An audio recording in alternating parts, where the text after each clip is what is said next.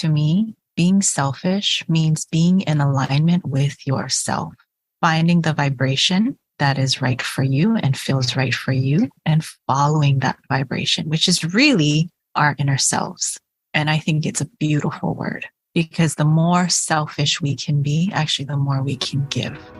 Welcome to the Seeds of Growth podcast. My name is Pumehana Palmer. I'm a mindset and growth coach to new real estate agents, small business owners, and high-achieving female entrepreneurs.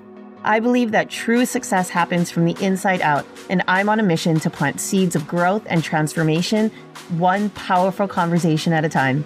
Each week, I'll bring you a solo episode, interview, or coaching experience with business owners just like you to help you shift your perspective, elevate your beliefs, and build a business that inspires you. Now let's dive into today's episode. Today, I'm chatting with my good friends, David and Dara Woodward. These individuals have played a major role in both my personal and professional transformation journey. Friends, I am so excited for you to get to know them and soak up the knowledge and wisdom and goodness that I've been so privileged to tap into over the last 13 years of knowing them. David Woodward is a doctor of physical therapy, having received his Bachelor's of Health Science and doctorate in physical therapy from St. Francis University in Pennsylvania.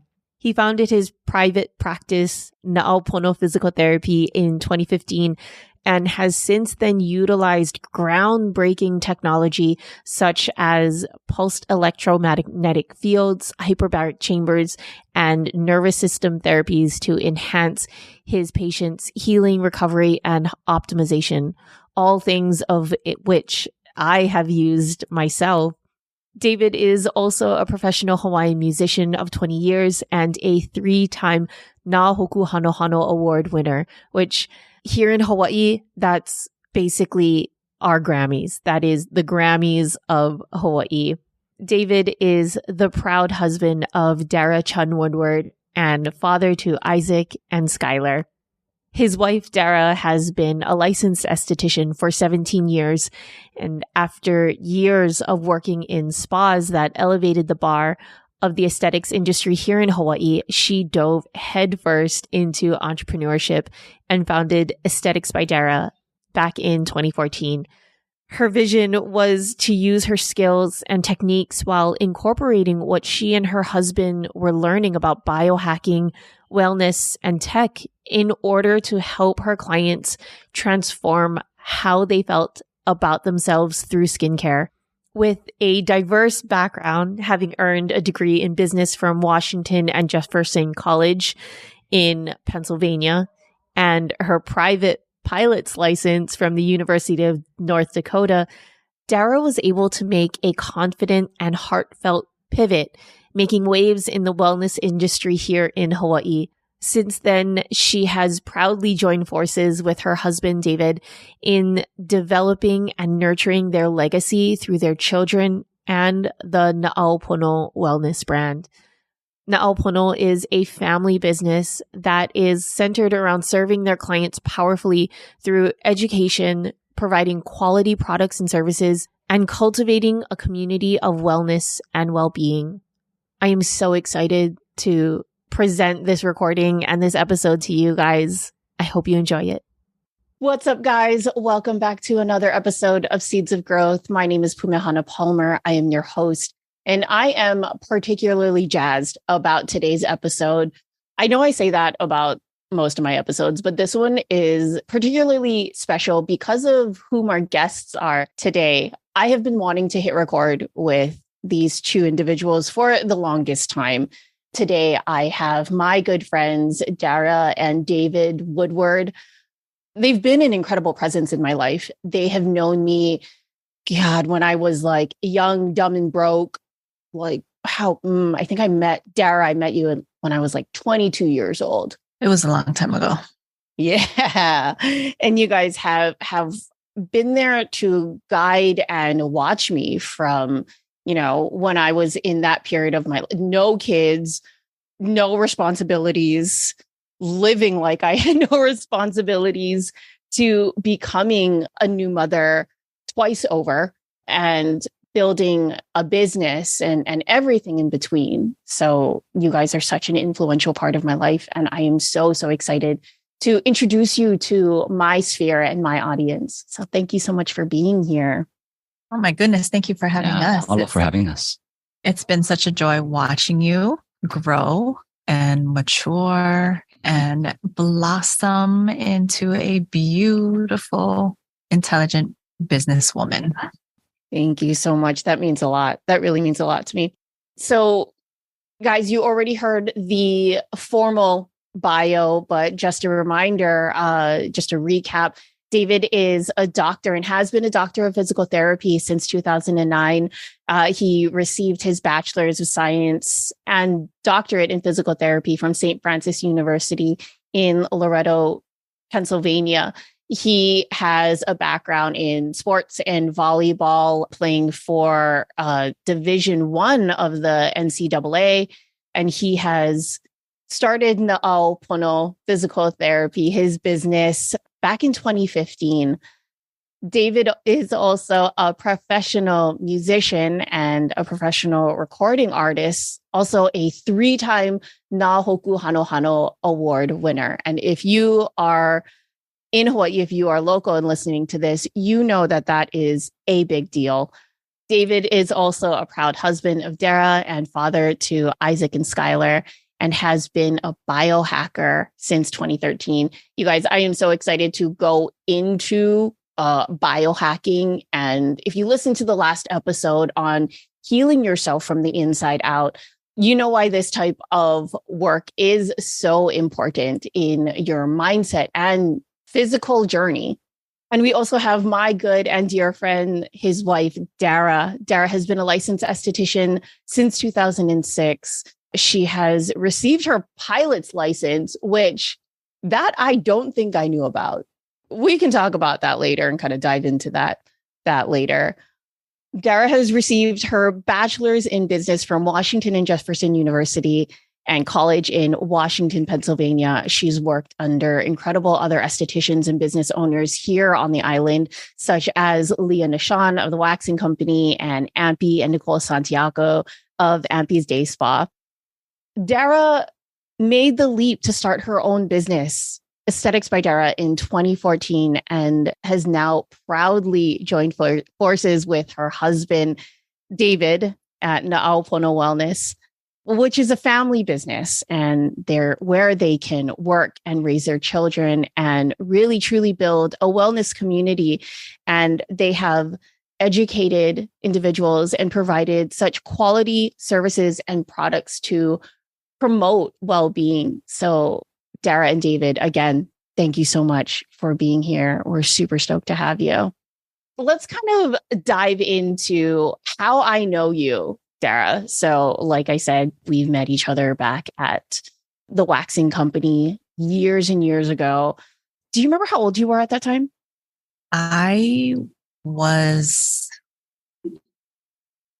No, I don't remember.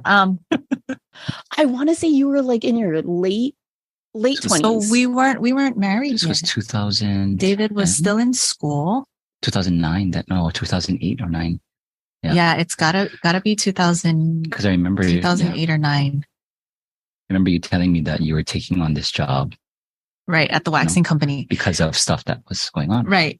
At that time, at the previous place you worked at. Yeah, and it was a second job that I took on. Right, David was in Pennsylvania, still going to school, and I was at home working. And we had goals. We wanted to get married. We wanted to buy our first home. So it was a way for us to start getting more money to invest and work towards those goals. And that the Waxing Company helped me with that. Yeah, I totally, and same. So I think I came in around 2010 or so. So I was like 22, 23 at the time. So we were young, and you had been working at Ampy's for a little while. And I'm curious, what was your experience working at, these small businesses, right? and learning what worked as an entrepreneur, worked as a business owner, and what you liked and didn't like. Oh my goodness. So I'm still learning what works and doesn't work. But what I do know is, having made that transition from aeronautics to aesthetics, which ultimately I figured out very quickly is my passion, and it was a means to a solution for personal problems, right? Acne. And once I got into it, it literally became my passion. And I wanted to help people feel the way I felt after fixing my own problem. So that was what I saw, in the other female entrepreneurs that I worked for, was their passion as well, right? For Ampia Nicole, facials, skincare was their passion, and they were excellent at it. I still haven't met any other facialists that do what they taught me, that do what they did back then, that taught me what they taught me, had the philosophies that I learned from them. And then Leah, something simple as raising the bar in waxing, right?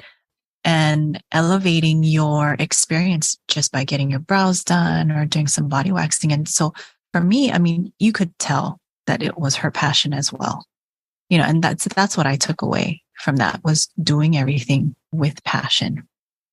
Yeah, I completely agree. And working as a receptionist, we were, the initial impression, and it was her attention to detail, even down to fluff the pillows after every single person goes into the room, offer them tea, make sure you're wearing makeup, which I didn't always adhere to that one.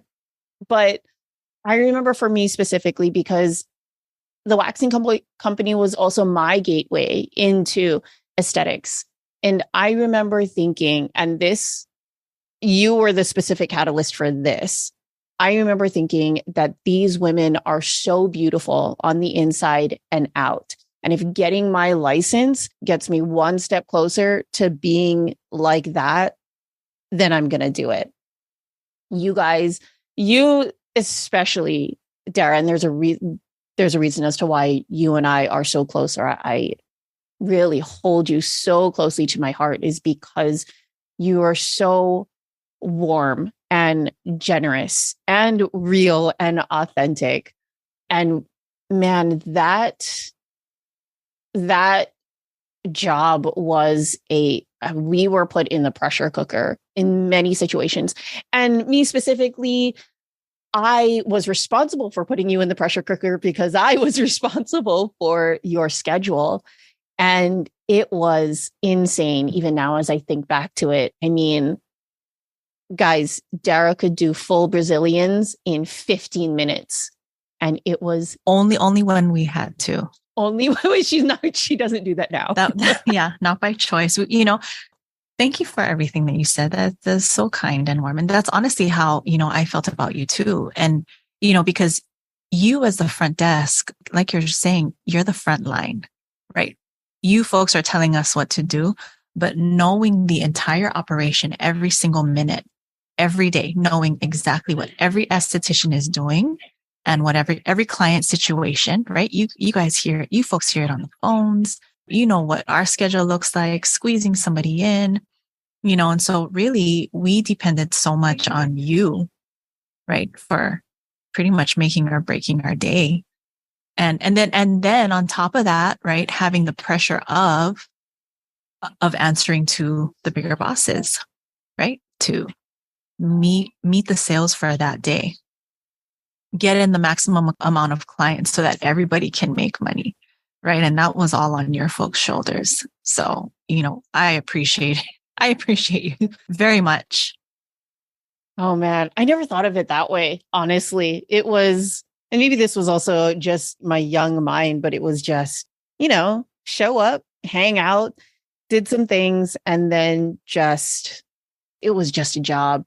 I knew that it wasn't anything that I loved, but I grew to love the people. And if nothing else, I think one of the biggest takeaways from Waxing Company and our experience there was the importance of relationships, Absolutely. of that female bond, because I've been in so many situations in which, especially in the beauty industry, like it's such a catty place. There is so much comparison and ego and insecurity. Absolutely. And that's what I really appreciated, right? Because what I see, what I experience is it trickles from the top down, right? That mentality, the mindset, right? The leaders at the top set up basically this culture in their company, and how they treat us bleeds into how we treat our customers, right? And so how we bonded, I mean, it really was something special. We really, all of us, every single one of us, down to the people who came in, to clean the salon every week, really made it a special place, but I do agree with you. We all really did work together. We genuinely, sincerely had mutual respect for each other. And that showed in our clients and their loyalty and their dedication and the type of clients that we would attract. Absolutely. I 100% agree. David, I want to shift over to you, because shortly after you came home, you also worked for a small business. This was out in, was this Kaneohe area when you were at the YMCA, right? That was also a small business. Well, this was at this time, they still had the Kaneohe location, at least, was on a corner lot. Yeah. On Pu'inia, right off of Kamehameha also.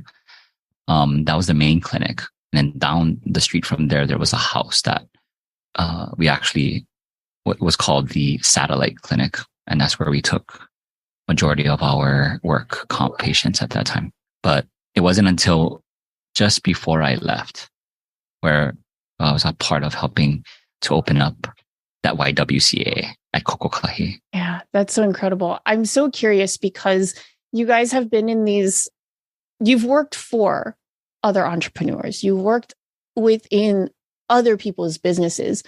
What was that transition like? What was that mindset shift like for you to decide that you wanted to go out and create one for yourself and build your own business?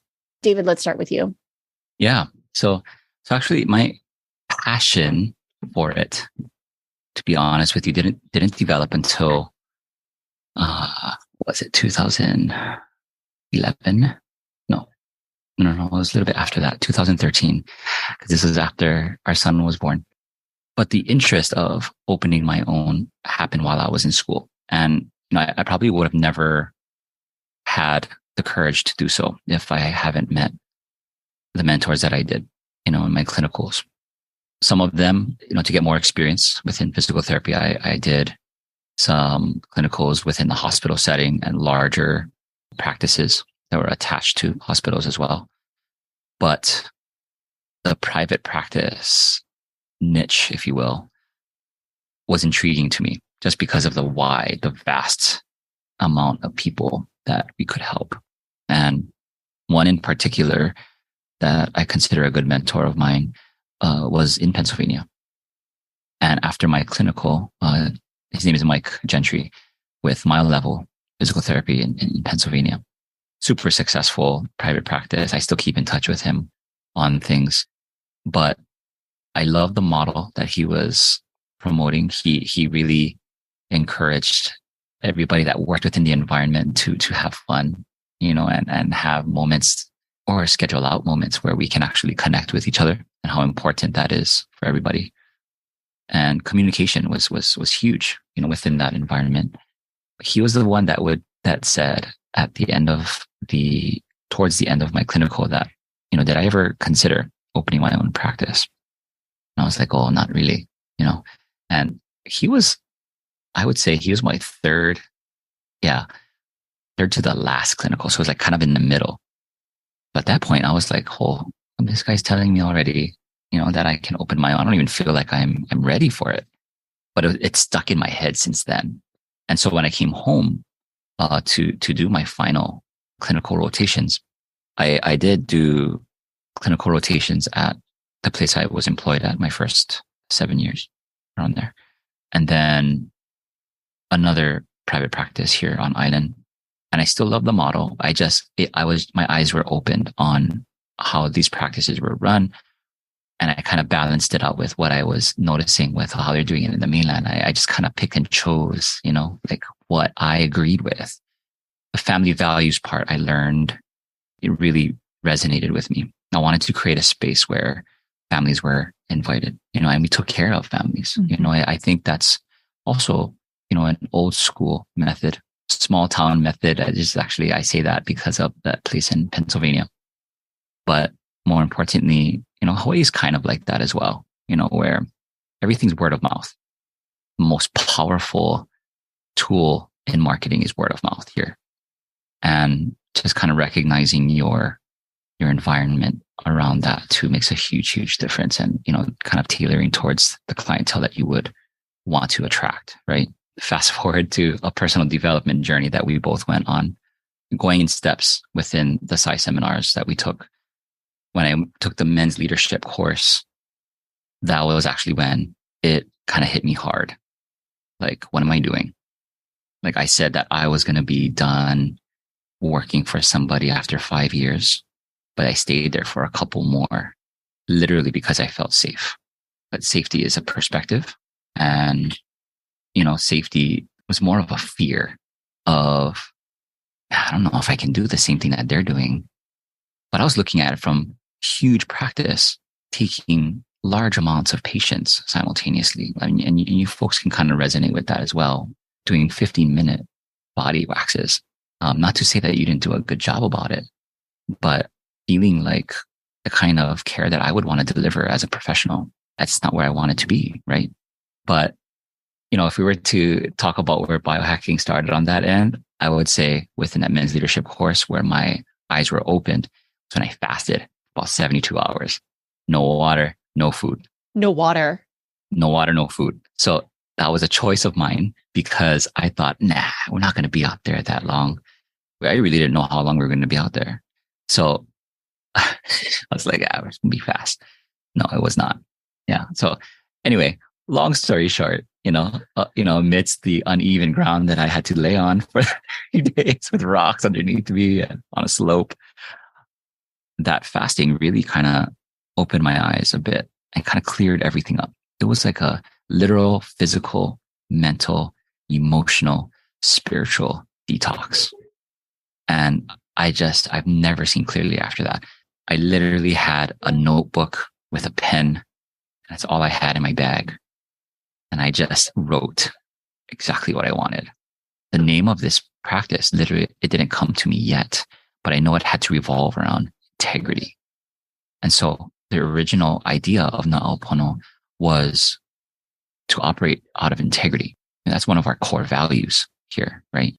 And the kind of standards that we hold here, they're going to be up there. We're going to hold ourselves, accountable, but more importantly, we want to make sure that we set the bar high, like we were talking about earlier, right? Mm-hmm. Like the models that we were wanting to, take after, right? Yeah.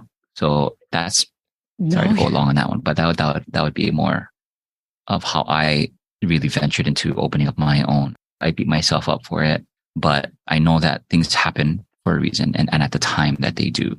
And I don't think that I would have appreciated where I am today if I didn't go through those specific steps.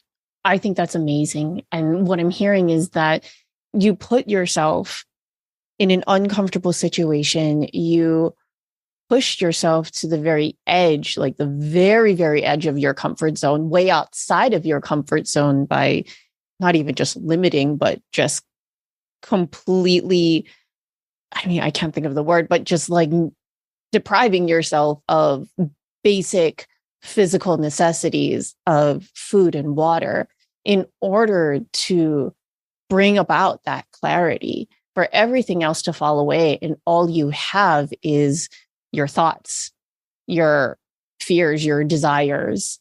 And that really was the catalyst to push you forward and for you to create this. So thank you so much for sharing that. There's not a lot of people out there who would be willing to do that just for the sake of their life and their potential and what they could create So thank you again for sharing that.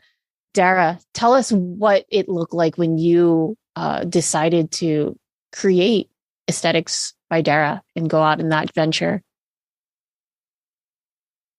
So at the time I was, and this is, full disclosure, I was in a non-compete clause and I was not able to work for anyone else unless that company shut down.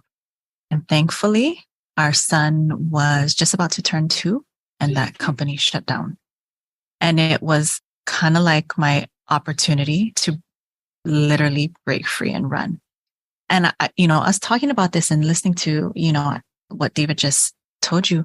Okay, so we've been together for almost 25 years now, and we forget what we were like back then because I listened to our stories. And like I said, it was like a break free and run. We had such deep rooted belief systems that it has to be hard in order for us to succeed. And the reason I say that is because we forget when we were 17, we actually wrote down in our journal, and this was out of, our high school puppy love, never wanting to be a part. We created this company called D&D Inc. Yeah. Because we didn't want to be a part. And we completely forgot about that until we started, until we started Na'au Pono and Aesthetics by Dara. Yeah. But that's why I created Aesthetics by Dara. Was I felt, right? I believed I had this illusion that I was being held down and I wanted to break free, so it does give me feedback when I'm talking today on my belief systems back then. And thank goodness, we're still working through a lot of those belief systems, but honestly, we created this also out of convenience, because our family was growing. We have 2 children. And it just became so much easier. And honestly, I love, working with him. At the waxing company and even at the spa that I worked at, we had long days. He had long days. We had 10-hour days, right? And that's just 10 hours of taking clients. So there's 1 hour in the front and then, another hour in the back, right? Setting up and cleaning up. So by the time we get home to each other, oh yeah, we're exhausted. And we didn't want that anymore, and Isaac was just a baby. And I honestly felt like I missed out so much. We missed out on the first few years. And I didn't want that anymore.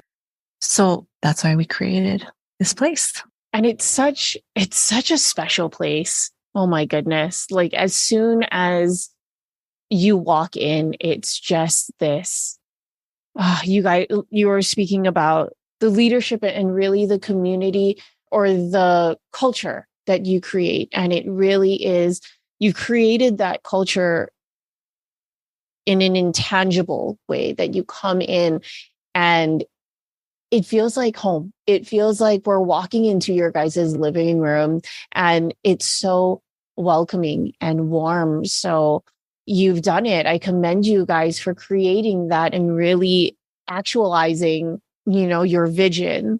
So I'd really like to shift gears because David, you kind of spoke to the biohacking and you guys have, and Dara, just the other week that I came in for a facial, you told me that crazy story about the Tony Robbins event and that how these different life events have influenced your guys' decisions and everything from the machines you use to truly the things that you put in your body. And I'd really like for you guys to speak on that. Could you define biohacking for us and tell us about that journey?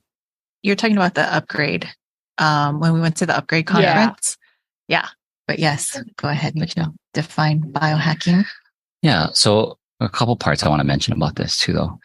The biohacking part was one of the things that I wrote in that while I was in that 72 hour. So to everything that's when you first walk in, the smells, the sounds, the kind of lighting that we have here, that's all part of the intentional things that I wrote down that I wanted to bring as a service to people as well as ourselves, because you can't really take care of other people without taking care of ourselves. So this environment has to be healing for us as much as everyone else. And the reason I mentioned this, before we actually go into if you want to call it a definition of, that's where it starts, being able to not just acknowledge what kind of environment that you're around, but you make these changes intentionally. So that way you can maximize your potential, optimize your health, right? Whether it be the air you breathe, right? That's what we have one of the best filters for filtration in our place intentionally, right? The lighting that we have, right? I had to be very intentional with what kind of lighting is around us environmentally. We absorb light, right? As human beings and energy. We have things that emit very healing energies, whether it be in current or electromagnetic frequencies. They're specific to healing, right? And these are the outside parts, right? That affect things that are happening in your body. We have other types of tech that you're able to actually wear that can manipulate these things, as you know, as the happy, right? There's also things that you can take supplementally, right? And there's dietary things that we mention within our respective spaces with our respective clients, right? And so essentially, when you're looking at biohacking, we cannot look at it just with, okay, what do we put in our body? It's also everything else that surrounds us. Healing does start from the inside, but we got to look at everything. We got to make sure we take everything into consideration, because we're so much more connected than we think. And even just as a culture, as human beings here on earth, I think we just got to raise the awareness a little bit. And that's what we want to be a part of. That's what we are a part of. And living in a modern society, stress is a huge, huge factor that people aren't even aware of, right? That they're stressed out or exhausted or fatigued, right? So creating this place where people can come in and literally step in here and just take a deep breath is the intention of this place. One of the biggest things about biohacking, though, is how do we make it objective? We live in an age now where people want to know, like, how do we know that it's working, right? Part of it is also educating them on taking a breath to see where they are in this space at this moment. Having that experience itself is an objective thing. We also have tech here that can also measure, that provide them literal data that maps out what is going on with their body, whether it be biometric type of things from, like our ring from Mora or BioStrap, whatever company you want to choose to monitor your biometrics, like I said.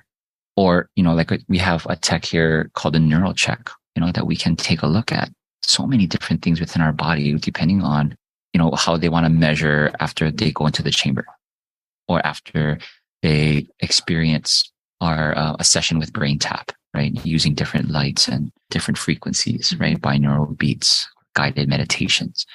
Some people have a hard time kind of conceptualizing with, how do we know if this works? I haven't toyed around with it yet in regards to supplementation, but in the tech realm, we know for sure that using this type of measurable tool that we have here, for those of us that choose to be in the analytical space, they love that stuff. Mm-hmm. But I think the most impactful thing is having and teaching others about how can we objectify what we're feeling, like we're experiencing, taking that deep breath first, acknowledging where they are, before, making a judgment on what to do. Sometimes we kind of push into that realm of, okay, let's correct. But what are we correcting? Mm-hmm. You know what I mean? Yeah. And reminding our customers that you can choose how you want to feel. Mm-hmm. Giving them that, reminding them of that autonomy. I think that's so important, so impactful. I mean, just to speak specifically, David, when I come in for my wellness sessions with you, it's not just, okay, what do you want to fix? What's wrong? But there really is a deep and vulnerable conversation and connection, which is also something that I choose to have, right? Because I am very much of a deep and vulnerable and open person. But one, you also make it a very safe space. You create, both of you guys create the safe space to have this kind of vulnerability. and you ask me, hey, what's going on? And we've talked about everything from, motherhood to entrepreneurship to mindset and everything. And from there, we kind of decide and navigate, okay, Pume, what do you need right now? What does Pume need? How can we support you in the various ways? I'd like to just get a little specific on really, because you were talking about the different types of tech. You mentioned the chamber. Let's talk about maybe your top 2 tech that you are most excited about, because you guys have so many. Like I it's so fun and so incredible.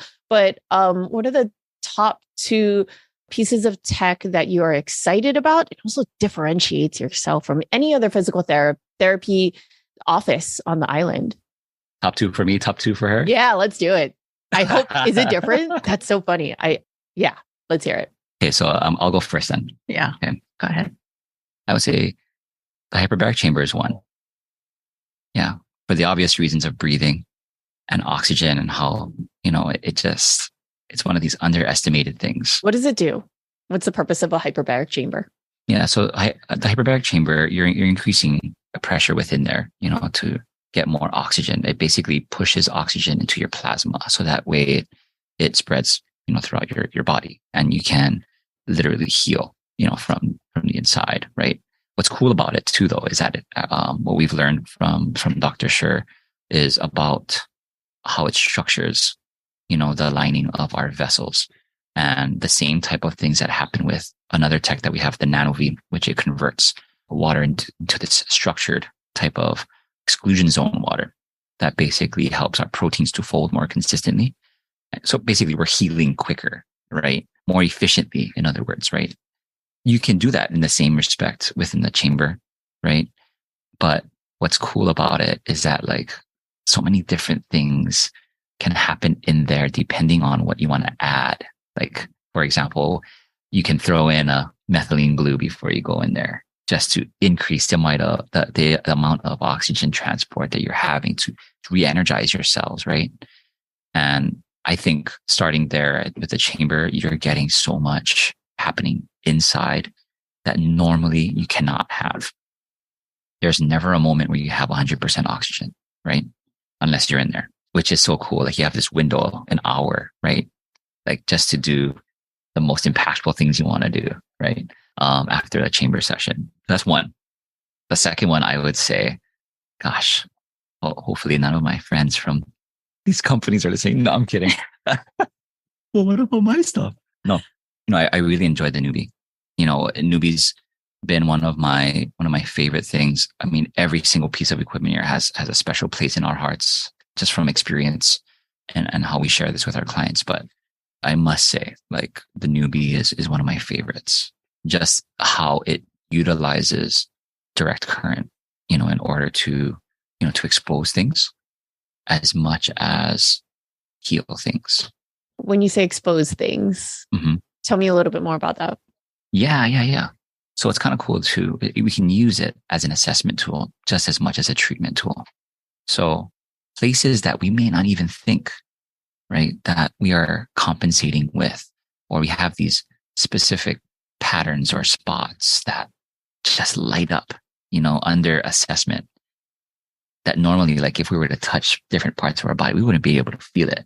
Once we put that pad on there, it's like, no, that place is really there, right? So what's cool though is that when you start to expose that area, right, and then we have specific attention to where we place the pads, right, and we kind of shift over into the treatment method, right, the new fit method, we start to break these patterns. And so when we start to essentially break these patterns through the nervous system, we can finally get to strengthening or re-educating patterns, without this guarding mechanism. You can strengthen in a very safe zone. Me, I'm also a manual therapist, right? So a lot of the skilled manual therapy I've learned, I always approach first. I was a skilled manual therapist first. That's why. So having something like this to push the envelope and create more of an efficient way to heal was a no-brainer for me. And so I really connected with it after I personally got injured within that event that we were mentioning earlier. Tell me about that. Yeah. So I say it's a fall, but it's not a fall, it's a jump. Yes. We chose to jump. And that specific event, me and Dara were very much risk takers. When people are saying like, oh yeah, okay, it's going to be a scary event. We're 2 stories up, actually a little bit more than 2 stories up. 2.5 stories up. Anyway, we were just like, yeah, let's do this, right? We've done events before that are way more life-threatening than this one. Let's go ahead and do it. And so we were close to the end, right, of the event. And my wife, or Dara, she jumped first. And without knowledge of, without us being educated on necessarily how to jump and fall back appropriately, right, for safety measures. What were you jumping into? Oh, it was a stunt bag, like those inflatable stunt bags, right? Mm-hmm.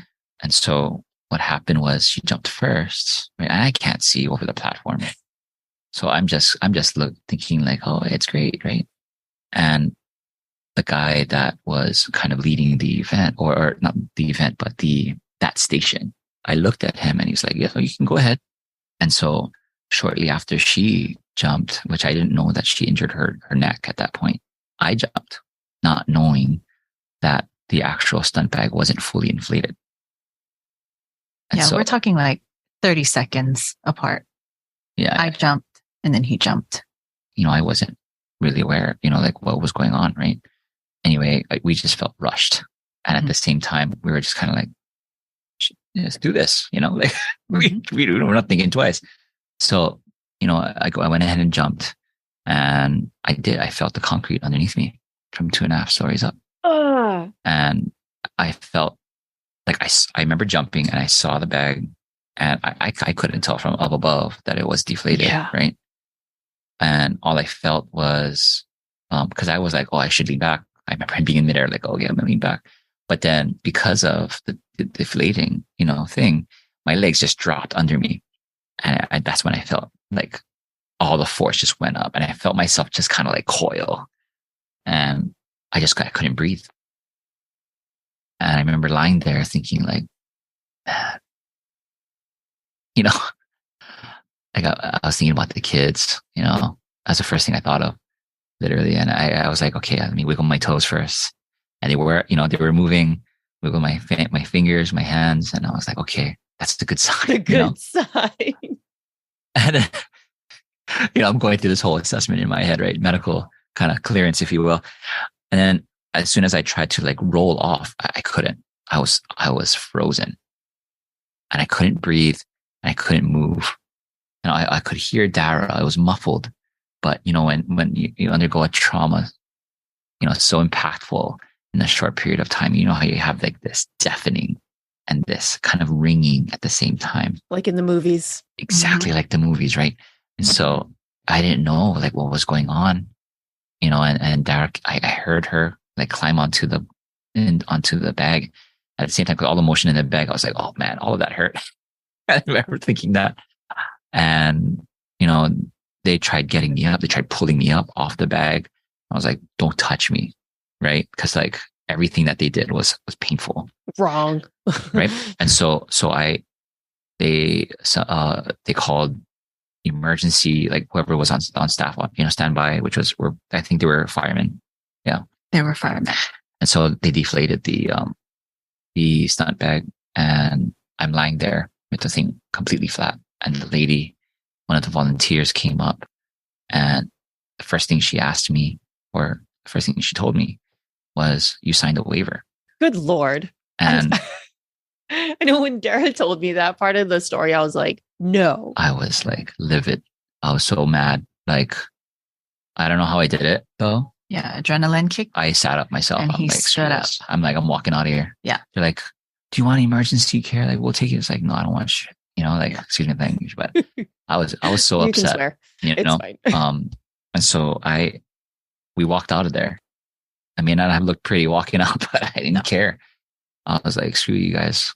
No, for sure. For sure. That's insane. That's such an insane experience. Tell me from there, and from that, like you said, physical trauma, How did the how am I pronouncing the newbie? Yeah. So the newbie, I didn't experience until the next day. And what was great was, long story short, we did get some help with some friends that were, if you're going to get hurt, this is the conference to get hurt at, by the way. Everybody that has healing elements, they're there.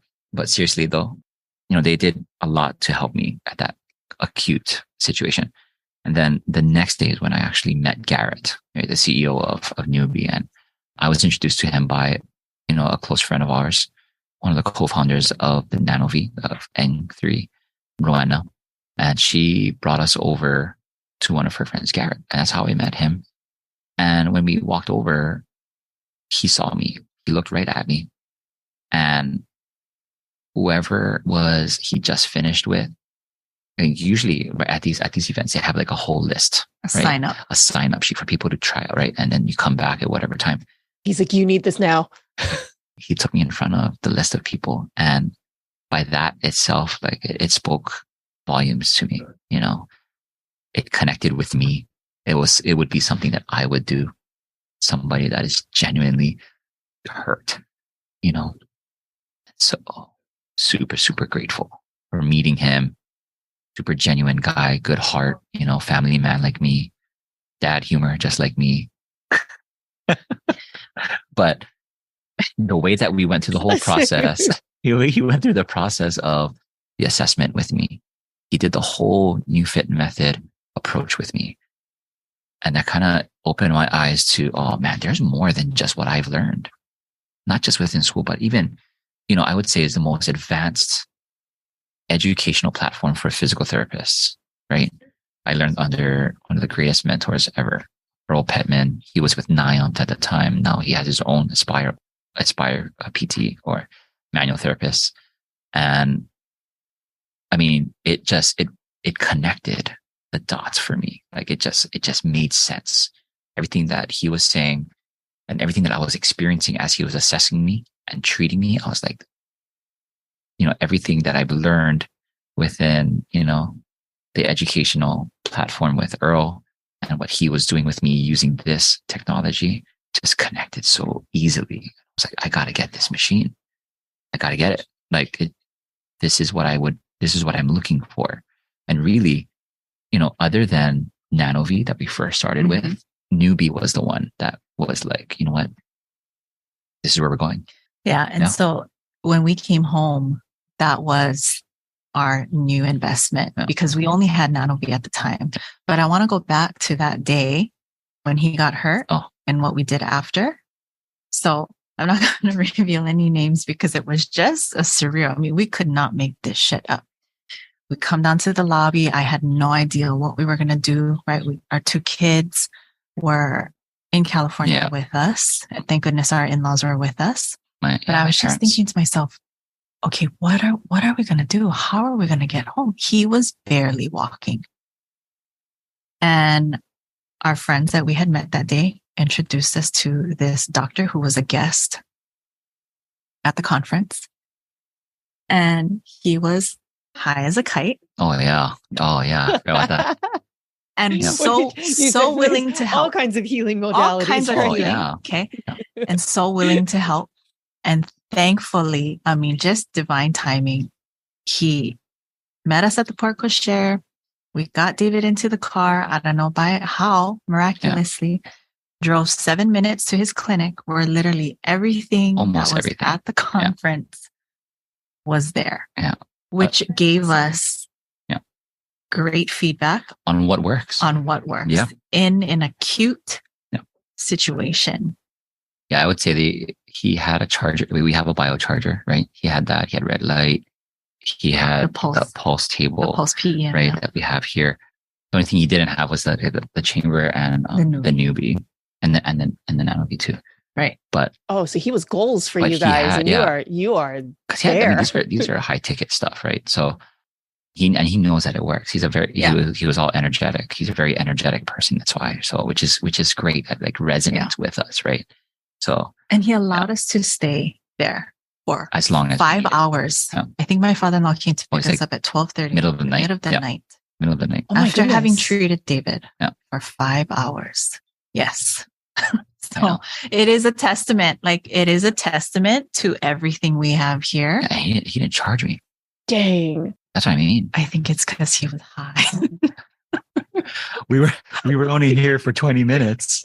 You're not going to argue, though. I mean, Time was very, very slow. But we are so grateful. We're so grateful to him. You know, we saw him again and he remembered. He did You're remember. the guy with the broken back. Yeah, he's like, oh my God. He's like, how's your back? I was like, oh man, I'm actually like top shape. Yeah. Like my back is, you know, and it's kind of crazy because I really wanted to push myself after that.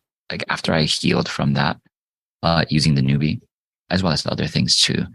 But I wanted to see what was the potential of this specific tech, right?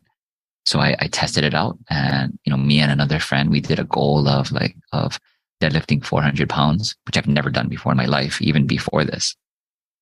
And after an injury, in less than 8 months after I got injured, I was able to deadlift 400 pounds, which was like, that's insane. Insane. Like I remember we went to the conference and Dara's like, whoa, you got big. I was like, yeah, we were doing a little bit of experimenting, you know, with your machine, but it was because we were deadlift. We were on this serious deadlift program, right? Building strength. You are a living testament to a lot of these machines. I think that says a lot, right? About a business person, about a human in general, is that I'm not going to ask you to do something that I haven't done myself.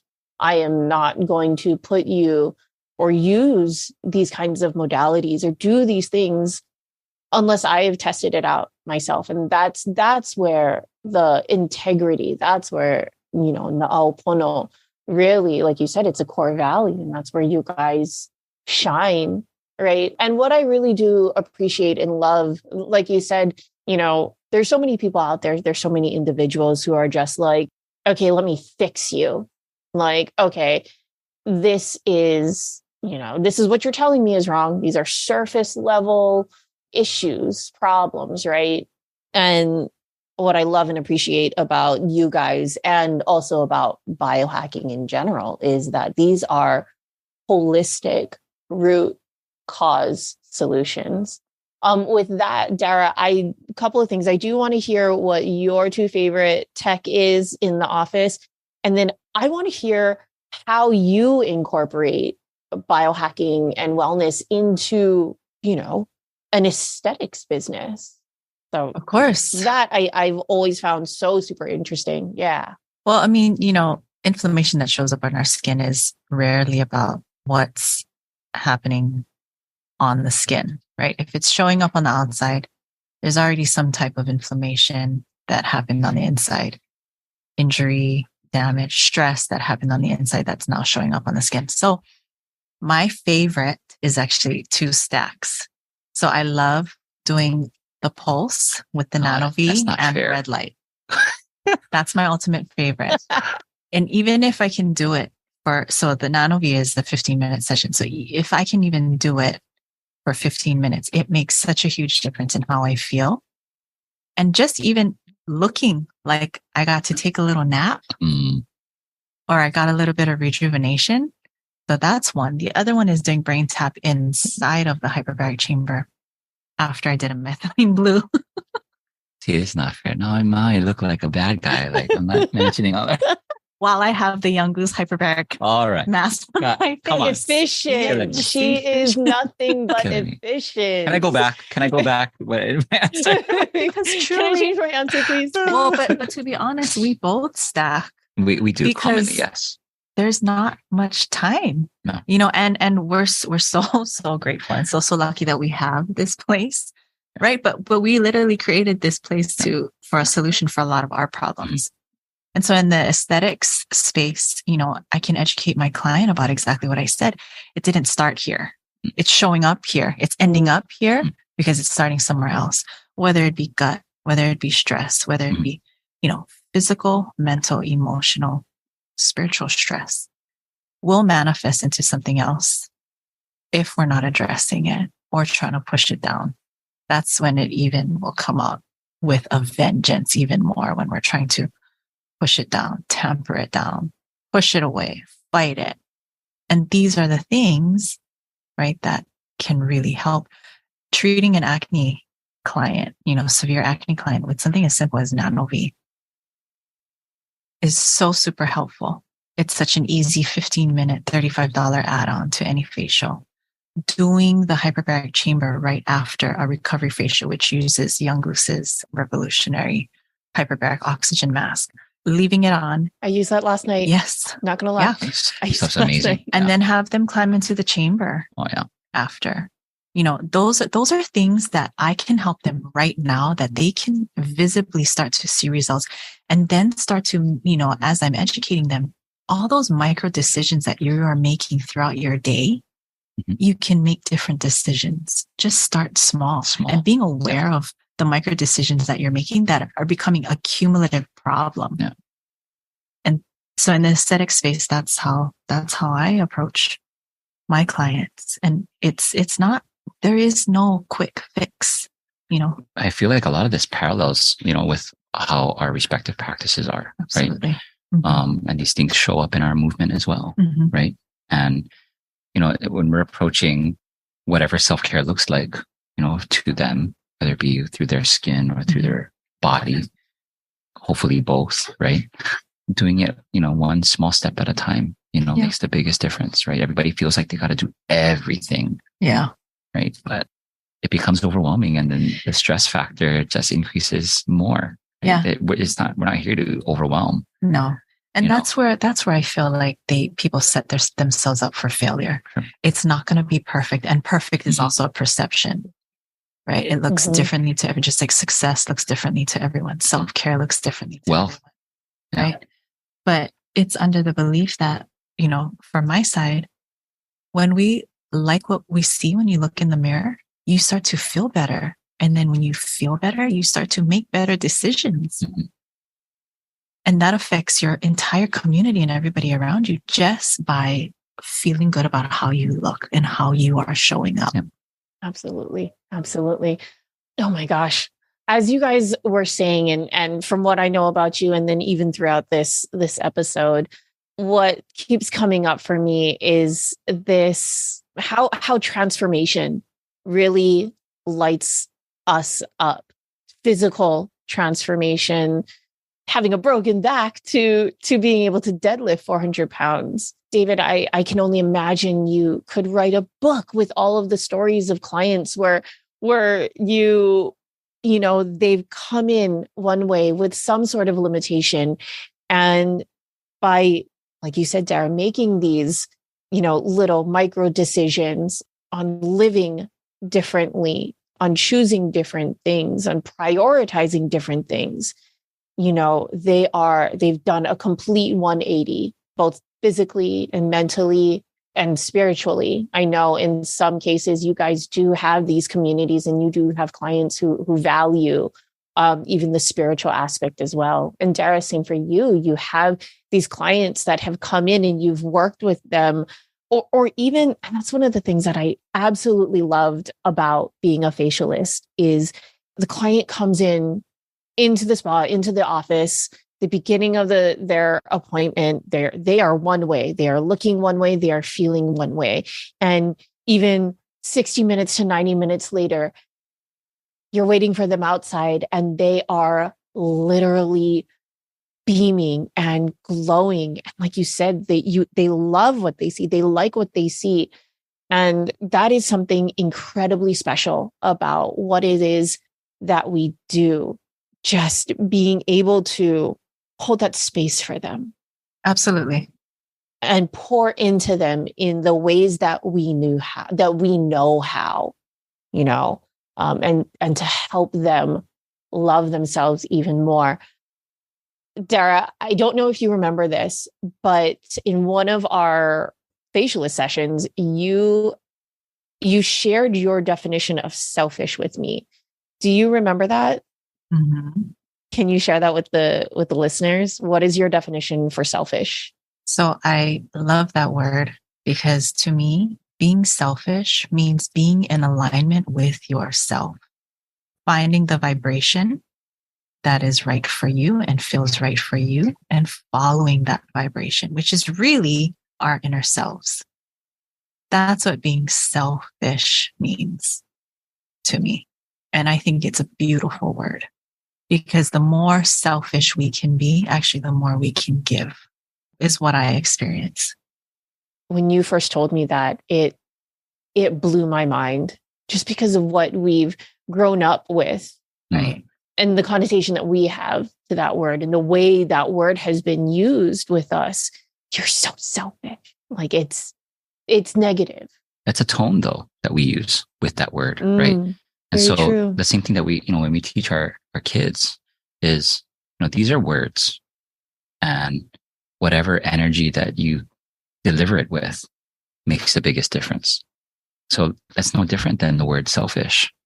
You could say, oh, yeah, I am selfish, or, oh, so selfish, right?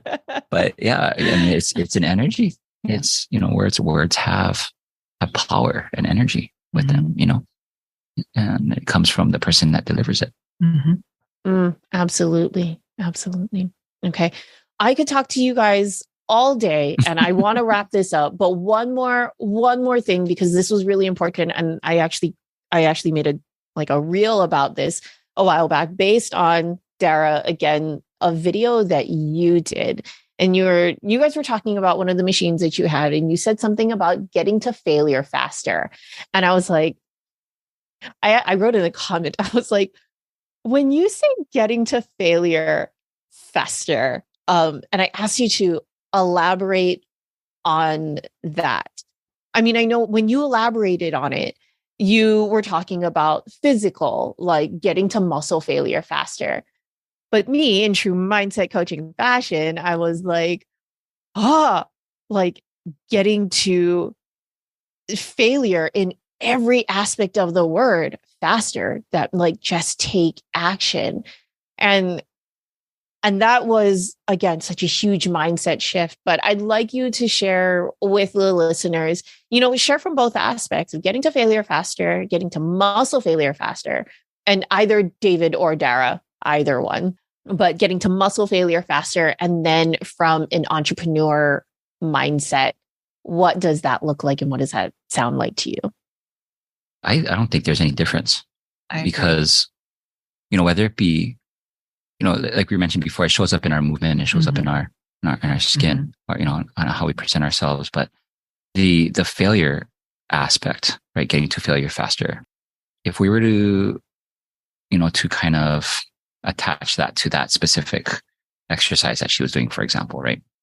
Using the X3, we're using these resistance bands, right? And the intention is to, yes, get to failure faster, right? They have this resistance that you choose, right? And you're wanting to get into this zone of, relatively high reps to a higher reps, right? Until you can't push anymore, right? And literally, when you get to that threshold, that is when you're going to undergo the most impactful change, right? In a short period of time. And as long as you stick with that rhythm and you connect with that rhythm, you're not taking breaks in between. You're not feeling sorry for yourself. As long as you stick with it and you keep going until you can't push it anymore, you're going to undergo that change in the most optimal way, right? And that carries over with all the things that we do. It's not even just the physical. This carries over with every single part of us, right? Yeah. And like how you're talking about mindset, right? I mean, when you're pushing yourself physically, there's a moment in there where you're like, oh my God, I'm going to die. I'm going to die. And then all of a sudden you're still alive. And all of a sudden, right? It's just kind of like having a contraction from 1 minute to the next. You feel like you're going to die. And the next minute you're talking or eating, right? And so same thing with the mindset. If we can prove to ourselves, right, it's a practice like meditation, right? So getting to failure faster, knowing that I'm still going to be okay. It's going to be okay. I can get myself back to calm again. So whether it be someone coming in, for example, like if I double booked myself, like, holy shit, I have 2 clients at one time. It's going to be okay. Right? One step at a time. It's going to be okay. Not going to last forever. It's going to hurt for a little bit. We're going to struggle for a little bit, and then it's going to be okay. So it's that practice, right? So when you're doing it physically, when you're pushing yourself to failure, and then in the next 30 seconds, you can breathe and like, oh my God, I did that. And you're still alive. And that can be with anything that happens during our day, right? Like, oh my God, I got through that and I'm okay. What else can I get through? Right. Yeah. What else? Yeah. And the most important then just part, reminding. Oh yeah. Most important part is celebrate the wins. Yeah. Yes. Gotta celebrate goodness. that. You know what I mean? Oh. Like after you should see like when our days are stacked like that, especially when it involves the kids, we're like, yes, we made it. You know, that's a thing that we do. I love that. And for those of you who can't see, they did that's literally what we do. That's so funny. I love that. Well, one of the questions I wanted to ask, but we are going to wrap this up. But what is it like working with your spouse? It can go one of either way. It is amazing. No, I'm just kidding. I love it. Like, this is what we wanted when we were so young. And now that we have it, I love it. And I even complain, like when we're so busy, when we get home, I'd be like, oh my God, I didn't see you all day. I didn't talk to you all day. And, and I think it's good though, because like we touch, a lot of people every day, literally, right? When we connect with a lot of couples, we do know that not every couple is able to have this type of working relationship, if you want to call, in this respect. But to be honest with you, like, a lot of it really tests our communication. Actually, it improves our communication because even though we pass by each other, we don't really have that same connection that we typically do when we're outside of work. Yeah. So, we make it a point, right? Like not even just during the day, like if we have any open moments, but after the kids go to sleep, we're still in our work mode. But I think that's what it is, like there is no delineation. Yeah. Like, we live like this is our real life. This is our life. Yeah. The things that we do and how we speak and how we act, like there is no delineation from work and not work. This is our passion. What you see is what you get. Yeah. And like literally this is our passion. This is our life's work. And we are so fortunate to be able to make money doing it. Yeah. And we're able to kind of give each other feedback on our respective profession, too, like from what we observe on the outside. And, it's funny because like we talk about our respective professions to each other. And then we kind of like ask them like, hey, I thought you said that the sunblock is supposed to be just, and she's like, oh, yeah, can do it that way too, but, we ask questions to each other. We ask the tough questions. We ask like things that may seem like it contradicts each other. But it's really genuinely so we understand, right? So we can build each other up. It's synergy. It is. Right? It is for sure. Oh, I love that so much. You guys are goals.